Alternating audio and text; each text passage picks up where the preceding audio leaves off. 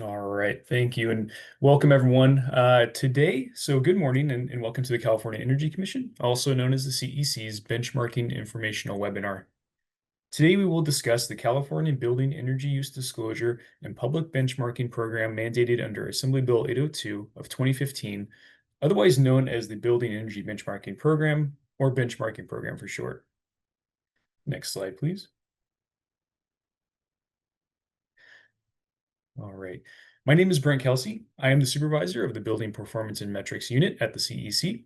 The Building Performance and Metrics Unit implements the benchmarking program. The benchmarking program team is comprised of several talented specialists and analysts. Collectively, our team has close to 3 decades of experience with building energy benchmarking. In attendance today, we have Eddie Wan. Eddie has been with the CEC for almost a year. He comes to us from the Department of General Services, where he supported the requirements outlined in Executive Order B 1812, which requires state-owned buildings to benchmark and track progress towards sustainability goals. Next is Nancy Carlson. With a background in data science, Nancy leads our team's data efforts. She oversees the accuracy of our covered buildings list by continuously identifying and correcting data issues, builds internal exploratory data analysis dashboards, maintains the public disclosable data materials, and serves as the primary contact for local benchmarking jurisdictions. Daniel Johnson studied agriculture systems management at Cal Poly San Luis Obispo before joining the efficiency division of the CEC 12 years ago. His first role at the commission was program manager for the predecessor to our current benchmarking program, otherwise known as AB 1103 of 2009. Joanna Saunders recently joined our team at the CEC, but she has almost 7 years of experience in all things benchmarking between her time here and when she managed the Washington, D.C. benchmarking program. May Chain has been with the CEC for almost 7 years, working on research and development, as well as setting up statewide and federal incentives programs before joining the benchmarking team last year. In addition to our staff presenting today, we are fortunate to have additional members of our team that support the benchmarking program. They are Jeremiah Ellis, Kathy Harwin, Cameron Lanzaro, Frank Garcia, Sarah Riemann, and Nitya Narasimhan. Next slide, please.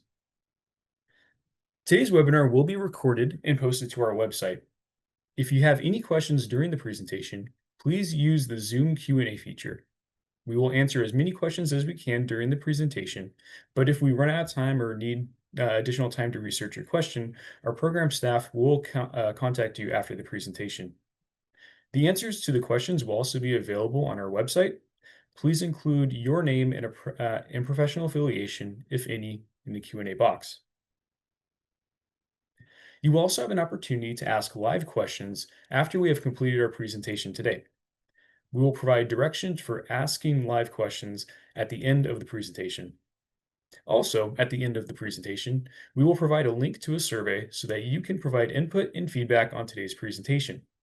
We greatly appreciate any feedback you are willing to provide. On today's agenda, we will discuss the background of the benchmarking program, buildings that are subject to the program, benefits of benchmarking, Energy Star Portfolio Manager and how to use it to submit a benchmarking report, buildings that are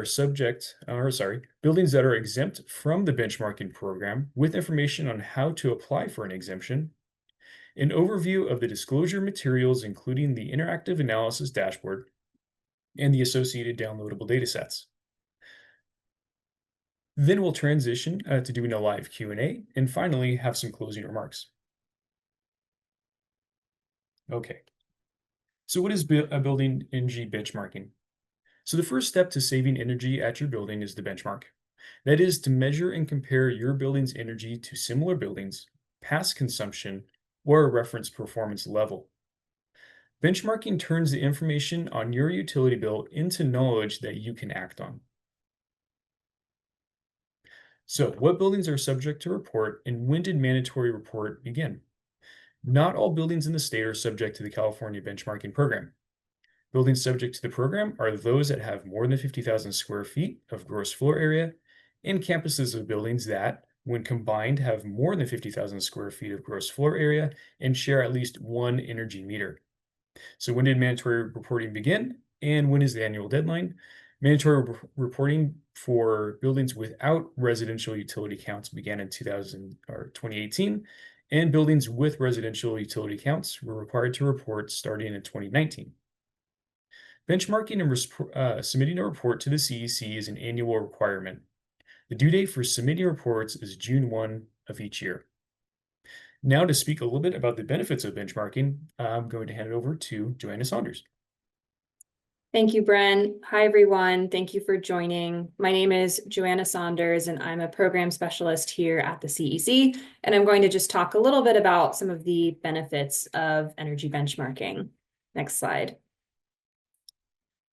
So energy benchmarking helps bring energy efficiency front and center for building owners, operators, and occupants, which can help drive important behavioral and operational changes within the building. Benchmarking can spur immediate and low-cost changes to building energy consumption, which then relate to lower utility costs. Energy benchmarking can help identify issues within building systems that may have otherwise gone unnoticed if it was not being reported on an annual basis to the CEC. Research has shown that many building owners believe their buildings are more efficient than they actually are. So even the simple act of collecting and reporting energy data can highlight areas for improvement that may have otherwise been overlooked. Other studies show that the mere act of benchmarking can save building owners between 2 and 7% on their energy consumption every year. In addition to the benefits to the building owners and operators, benchmarking can also provide key data to state and local governments to inform future building performance policies. It is critical that governmental bodies understand how buildings are performing before designing policies to regulate them. And so energy benchmarking provides the CEC with key and insightful data about the state's building stock that may inform future policies. In addition, energy benchmarking can provide benefits to occupants, tenants, and residents of buildings, as access to information to how a building is performing can drive decisions around improved comfort, productivity, and tenant satisfaction. There's also the holistic benefits of benchmarking, because if we are reducing our building energy consumption, we're also reducing our greenhouse gas emissions, improving indoor and outdoor air quality, creating local energy efficiency jobs, and overall improving public health. So there are a number of benefits to benchmarking. Outside of it just being an annual requirement, there are opportunities for savings at the building, plus all of these co-benefits. And I'll pass it over to Eddie. Good morning, everyone. My name is Eddie. I am an Energy Commission Specialist with the Benchmarking Program. My primary role here is to assist stakeholders like you in complying with our benchmarking requirements. Today, I'll be walking you through the steps on how to submit a successful benchmarking report. Next slide, please. To get started, there are 2 key websites you will need, along with your building's energy use data. First, benchmarkingca.com. This is our official lookup tool for the benchmarking reference number, short for BRN.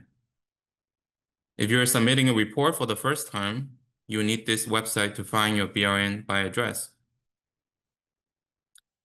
Returning users can use this website to check on their building's compliance statuses. Second, Energy Star Portfolio Manager, short for ESPM. This platform is where you will register your account, add buildings, input energy data, and run the data quality checker. Next slide, please. Now let's go over how to look up and enter your benchmarking reference number. Next slide. To do this, go to benchmarkingca.com, enter your building's street address in the street field. You can leave the city as all or select a city to narrow your search. Complete the capture to verify you're not a robot and click search. Next slide, please. In the search results, locate your building's street address in the street column. Your BRN will be listed in the first column under BRN/local jurisdiction ID. If you search by BRN instead of address, you will also see the same table as displayed on the screen. On this table, you can see the compliance statuses for the current year and the previous year. Next slide, please. Here's how to enter your BRN into Energy Star Portfolio Manager. First, you need to log into Energy Star Portfolio Manager. From the dashboard, click on your property. Next slide. Locate and click on the Details tab. Next slide, please. From here, scroll down to the Unique Identifiers section and click Edit. At the bottom, under Standard ID State Province drop-down menu, select California Benchmarking Reference Number and enter your BRN. Next slide. Oh, I'm sorry, go back, please. You need to click Save to successfully save your BRN. Next slide, please. Now let's cover how to enter your energy data. Next slide. In Energy Star Portfolio Manager, click on the Energy tab. Next slide. If you haven't added a meter yet, go ahead and click on Add a Meter. When you add a meter, make sure to include all fuel types your building uses. For example, electricity and natural gas. And to make sure to match the unit of measurement showing on your utility bills. After adding your meter, click on the meter name to open the data entry page. Next slide. Expand the meter entry section by clicking the blue arrow. Next, click Add another entry. Next slide. For each entry, provide the start date, end date, and usage as it appears on your utility bills. Entering the cost is optional. Once all entries are added, click Save Bills, and you have now successfully entered your utility bills. Next slide, please. One critical step for a successful report is running the data quality checker. Next slide. To do this, go to your Properties Summary tab. Scroll down to the Data Quality Checker section and click on Check for Possible Errors. This opens the Data Quality Checker. Set the time frame to December 31st and the energy use year. Click Run Checker. Next slide, please. The results will show you any critical errors and suggest corrections. You will need to resolve any errors that are in red. Yellow signs for missing waste or water data can be safely ignored. Here's an example. The Data Quality Checker found missing solar meter data between January 1st and January 1st, 2025. I'll need to go back to this meter and enter the data for the missing dates before submitting a report to the CEC. Next slide, please. Now let's talk about how to report your benchmarking data. To submit your report, visit our official CEC benchmarking website. On the right-hand side, look for the green box and locate the hyperlink named Report Benchmarking Data. Next slide, please.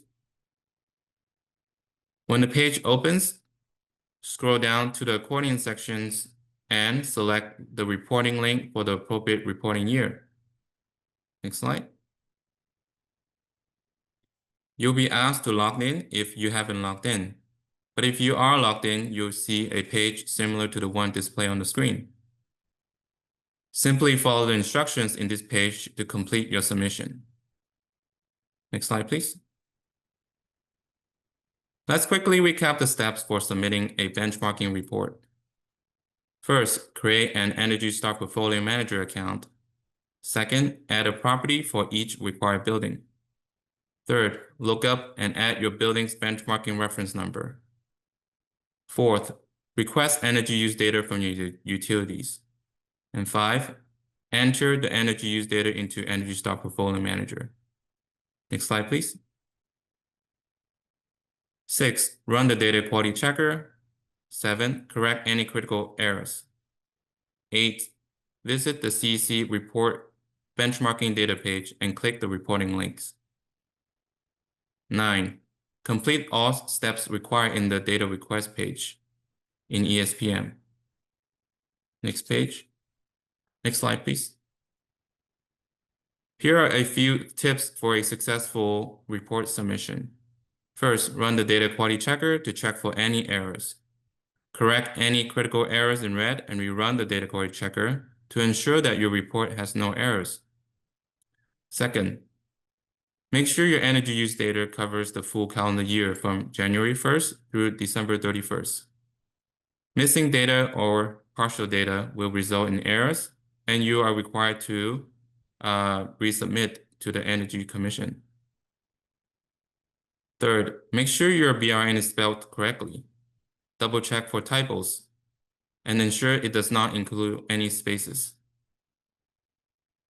Thank you for your attention and time today. I know this process can feel a little complex at first, but we are here to help.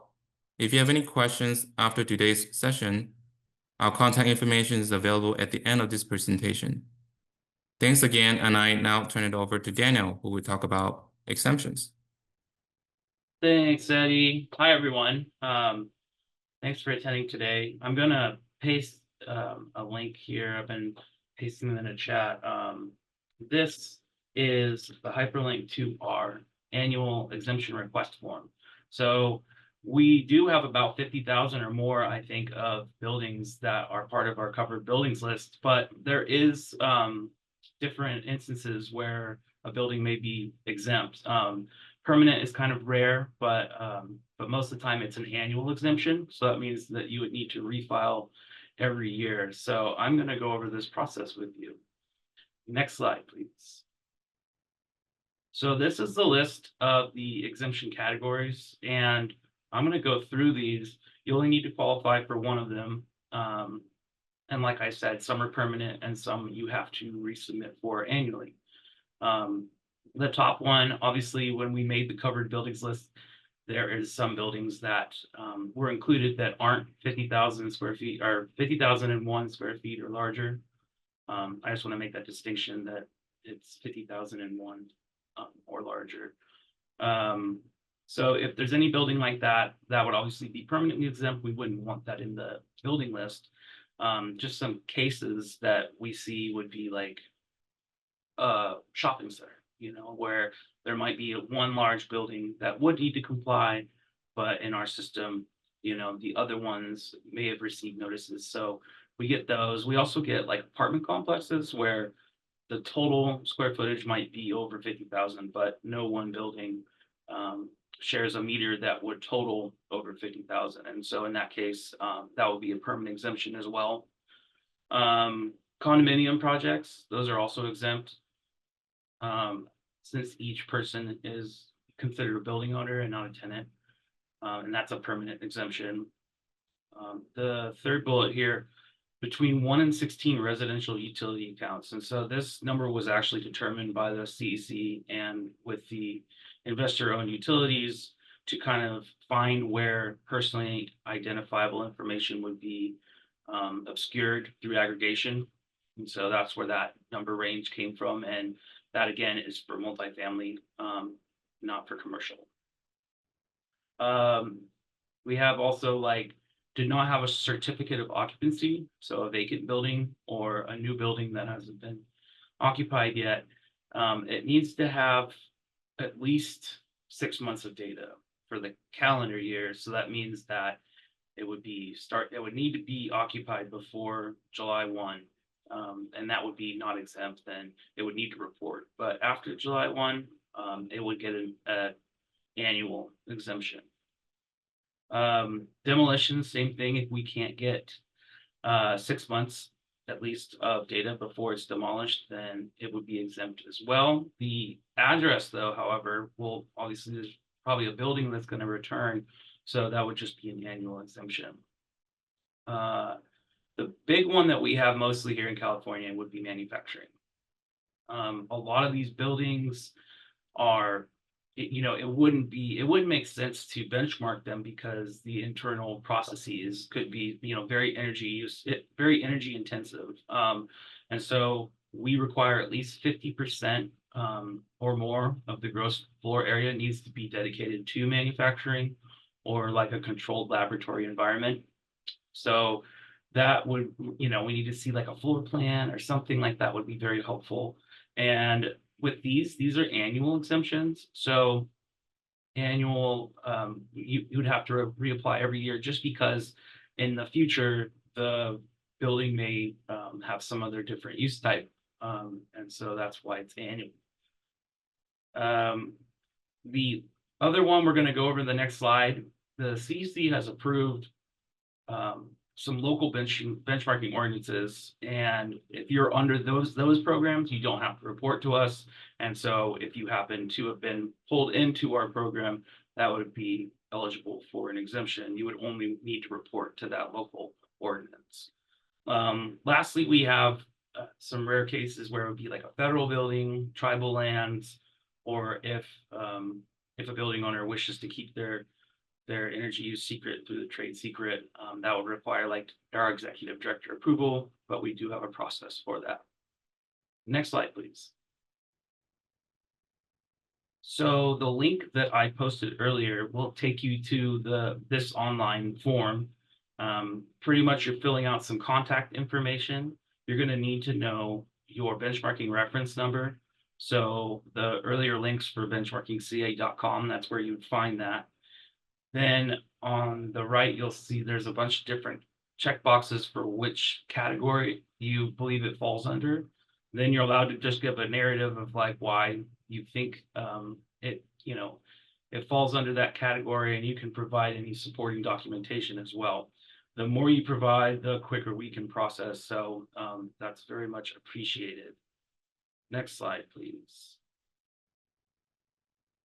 So here's a list of the current CEC approved local ordinances, and Berkeley, Brisbane, Chula Vista, the city of Los Angeles, city of San Francisco, city of San Jose, and the city of San Diego. And you've probably been contacted by them if you fall under one of these ordinances. Obviously, by using benchmarkingca.com, you can double check.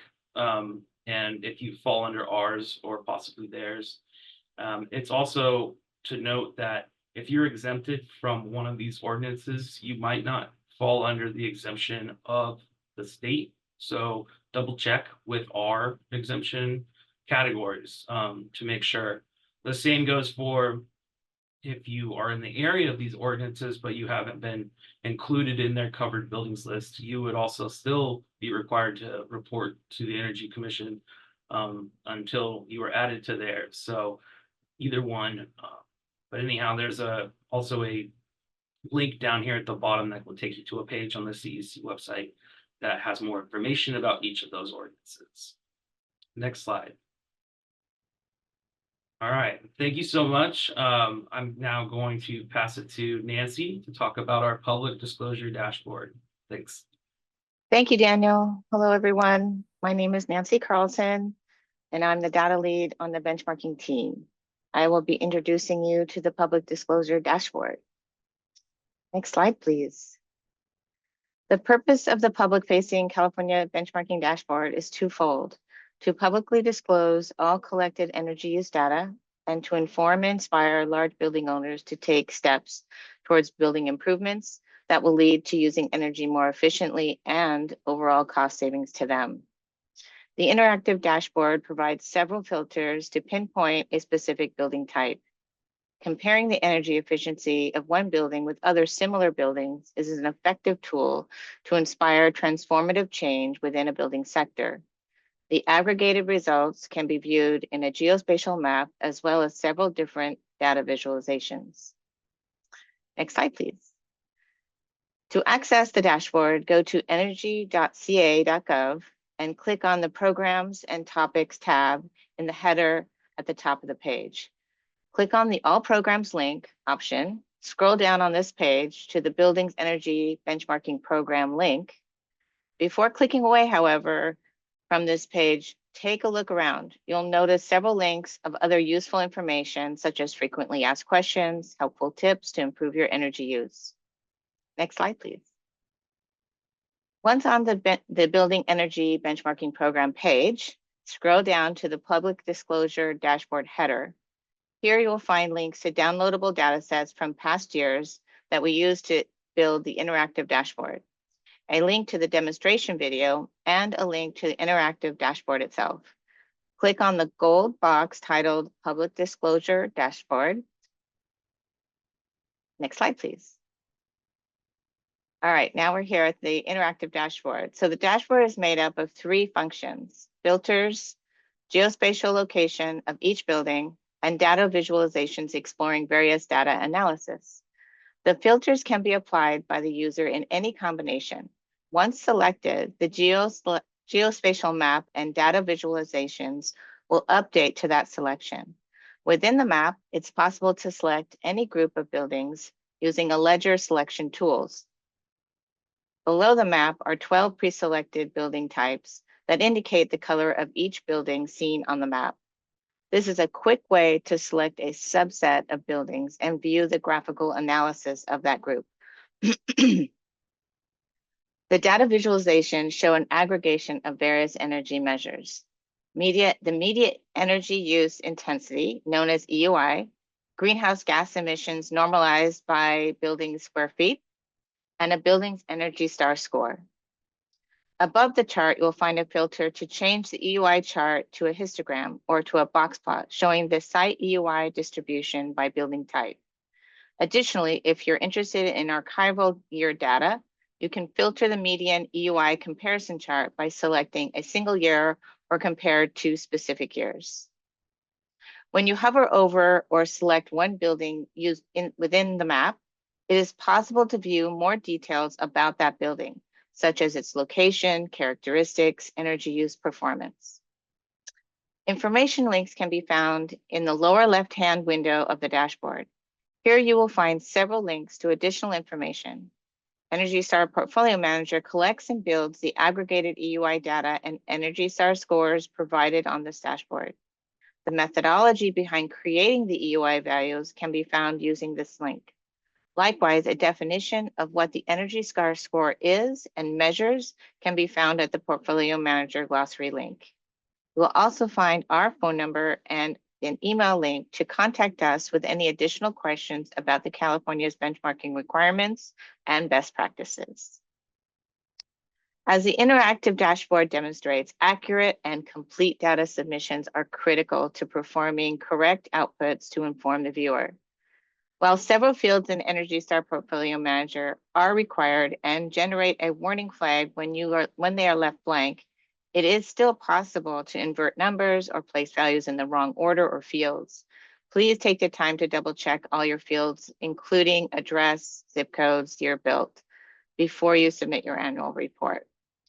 The data fields we collect for public display are the building's address, count, latitude and longitude, the building's year built, gross floor area and property floor area, such as buildings and parking, property or building name, Energy Star score for eligible buildings, annual site or source energy use by energy type, annual weatherized site or normal or source energy use intensity, the EUI, and the greenhouse gas emissions.